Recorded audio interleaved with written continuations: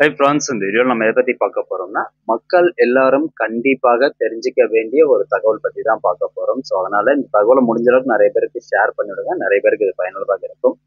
அதாவது 1 ஜனவரி 2025 இருந்து யாரெல்லாம் இந்த 3 விதமான பேங்க் அக்கௌண்ட் வச்சிருக்கீங்களோ அந்த பேங்க் அக்கௌண்ட் கட்டாயம் முடக்கப்படும் அப்படின்னு ஆர்பிஐ தரப்புல இருந்து ஸ்ட்ரிக்டா ஒரு அறிவிப்பு வெளியிட்டு இருக்காங்க.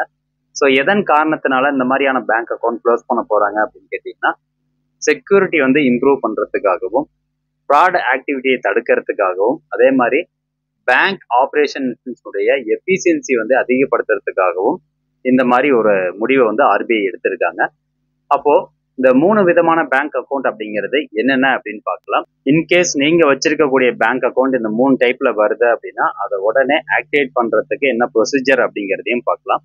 ஸோ முதலாவது என்ன சொல்றாங்கன்னா, இன்ஆக்டிவ் அக்கௌண்ட்ஸ் அப்படின்னு சொல்றாங்க. இன்ஆக்டிவ் பேங்க் அக்கௌண்ட் அப்படிங்கிறது எதை சொல்றாங்கன்னா, உங்களுடைய பேங்க் அக்கௌண்ட்ல கடந்த 12 மாசத்துல எந்த ஒரு டிரான்சாக்சனுமே நடக்கல, பண பரிமாற்றம் நடக்கல அப்படின்னா அதை வந்து இன்ஆக்டிவ் அக்கௌண்ட் அப்படின்னு சொல்றாங்க.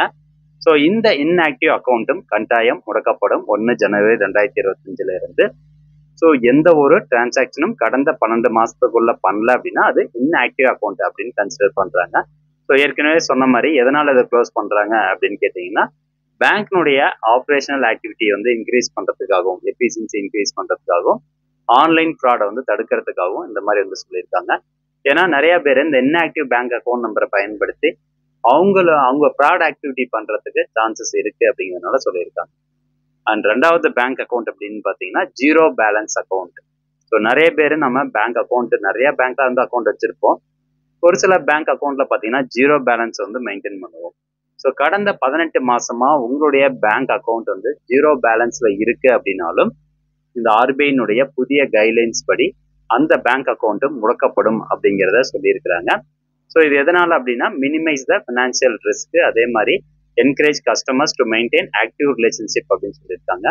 ஸோ இந்த ஜீரோ பேலன்ஸ் மெயின்டைன் பண்ணக்கூடிய அந்த பேங்க் அக்கௌண்ட்ல டிரான்சாக்ஷன் நடக்கிறதுக்காகவும், பேங்க்குக்கும் கஸ்டமருக்கும் ஒரு ரிலேஷன்ஷிப் உண்டாக்குறதுக்காகவும் இந்த மாதிரியான முடிவுகள் வந்து எடுக்கப்பட்டிருக்கு அப்படின்னு சொல்லியிருக்காங்க. அதே மாதிரி கேஒய்சி வந்து ஆக்டிவேட்ல இருக்கணும் அப்படின்னு சொல்லியிருக்காங்க. அடுத்ததா டார்மண்ட் அக்கௌண்ட்ஸ் அப்படின்னு சொல்றாங்க. டார்மண்ட் அக்கௌண்ட்ஸ் அப்படிங்கிறது என்னன்னா, செயலற்ற வங்கி கணக்கு அப்படிங்கிறது தான். அதாவது கடந்த 2 வருஷத்துல உங்களுடைய பேங்க் அக்கௌண்ட்ல எந்த ஒரு டிரான்சாக்சனும் நடக்கல அப்படின்னா அதை வந்து டார்மண்ட் அக்கௌண்ட்ஸ் அப்படின்னு சொல்றாங்க. ஸோ ஒரு சில பேர் வந்து சேவிங்ஸ் டெபாசிட் பண்றதுக்காக பேங்க் அக்கௌண்ட் ஓப்பன் பண்ணியிருப்பாங்க, 5 வருஷத்துக்கான எஃப்டி ஓப்பன் பண்ணியிருப்பாங்க. ஆனா அந்த பேங்க் அக்கௌண்ட்ல எந்த ஒரு டிரான்சாக்சனும் வந்து நடந்திருக்காது. ஏன்னா எஃப்டி போட்டிருப்பாங்க, எஃப்டி வந்து 5 வருஷம் கழிச்சு தான் மெச்சூரிட்டி ஆகும். ஸோ அந்த மாதிரியான பேங்க் அக்கௌண்ட்லயும் நீங்க டிரான்சாக்சன் வந்து பண்ணியிருக்கணும். ₹1 ₹10 எதுனா ஒரு டிரான்சாக்சன் வந்து பண்ணியிருக்கணும். அப்படி பண்ணாம விட்டீங்கன்னா அது வந்து டார்மண்ட் அக்கௌண்ட்ஸ் அப்படிங்கிற கேட்டகரியில போயிட்டு ஆர்பிஐனுடைய புதிய விதிமுறைப்படி அந்த விதமான பேங்க் அக்கௌண்ட்டும் பார்த்தீங்கன்னா முடக்கப்படும் அப்படிங்கிறத சொல்லியிருக்காங்க. So dormant account, zero balance account, அதே மாதிரி இன்ஆக்டிவ் அக்கௌண்ட், இந்த 3 கேட்டகரியில உங்களுடைய பேங்க் அக்கௌண்ட் எதுனா வந்துச்சு அப்படின்னா கட்டாயம் அதை க்ளோஸ் பண்ணிடுவாங்க. அதை ரீஆக்டிவேட் பண்றதுக்கு என்ன ப்ரொசீஜர் அப்படிங்கிறத நம்ம பார்க்கலாம். அதாவது இன்ஆக்டிவ் அக்கௌண்ட்டை ரீஆக்டிவேட் பண்ணணும் அப்படின்னா கடந்த 12 மாசத்துல எதுனா ஒரு டிரான்சாக்ஷன் பண்ணியிருக்கணும். சப்போஸ் நீங்க பண்ணாம விட்டுருந்தீங்கன்னா உடனே வந்து ஒரு டிரான்சாக்ஷன் பண்ணிருங்க. ₹1 ₹10 எதுனா ஒரு டிரான்சாக்ஷன் நீங்க பண்ணிருங்க. அதே மாதிரி டார்மண்ட் அக்கௌண்ட்டை நீங்க ஆக்டிவேட் பண்ணணும் அப்படின்னா நீங்க ஆன்லைன் மூலமாக ஆக்டிவேட் பண்ண முடியாது. நேரடியா எந்த பேங்க் அக்கௌண்ட் நீங்க வச்சிருக்கீங்களோ அந்த பேங்க் பிரான்ச்சுக்கு போயிட்டு கேஒய்சி எல்லாம் கொடுத்து தான் நீங்க வந்து ஆக்டிவேட் பண்ண முடியும். அடுத்ததா மெயின்டைன் ஏ பாசிட்டிவ் பேலன்ஸ் அப்படின்னு சொல்றாங்க. அதாவது உங்களுடைய பேங்க் அக்கௌண்ட் வந்து ஜீரோ பேலன்ஸ் மெயின்டைன் பண்ணாம ஒரு ₹100 ₹200 அந்த பேங்க்ல வந்து பணம் போட்டு வச்சிருங்க அந்த அக்கௌண்ட்ல. ஸோ அப்பதான் அது வந்து ஆக்டிவேட்ல இருக்கும். அதே மாதிரி கடந்த 12 மாசத்துல எதுனா ஒரு டிரான்சாக்ஷன் பண்ணியிருக்கணும். இன்கேஸ் உங்களுடைய அக்கௌண்ட் வந்து முடக்கப்பட்டுச்சு அப்படின்னா நேரடியா இந்த பர்டிகுலர் பேங்க் பிரான்ச் போயிட்டு கான்டாக்ட் பண்ணுங்க.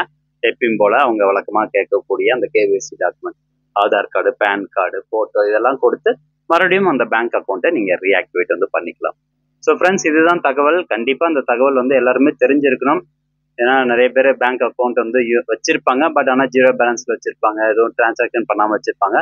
எதுனா ஒரு பர்பஸ்க்காக அந்த பேங்க் அக்கௌண்ட் வந்து ஓப்பன் பண்ணியிருப்பாங்க. ஸோ அவங்களுடைய பேங்க் அக்கௌண்ட் லாக் பண்ணிடுவாங்க. ஸோ அது அவங்களுக்கே கூட தெரியாம இருக்கலாம். ஸோ அதனால நிறைய பேருக்கு வந்து இந்த இன்ஃபர்மேஷனை எடுத்து சொல்லுங்க. ஷேர் பண்ணி விடுங்க. மீண்டும் அடுத்த ஒரு நல்ல பதிவுல சந்திக்கலாம். நன்றி, வணக்கம்.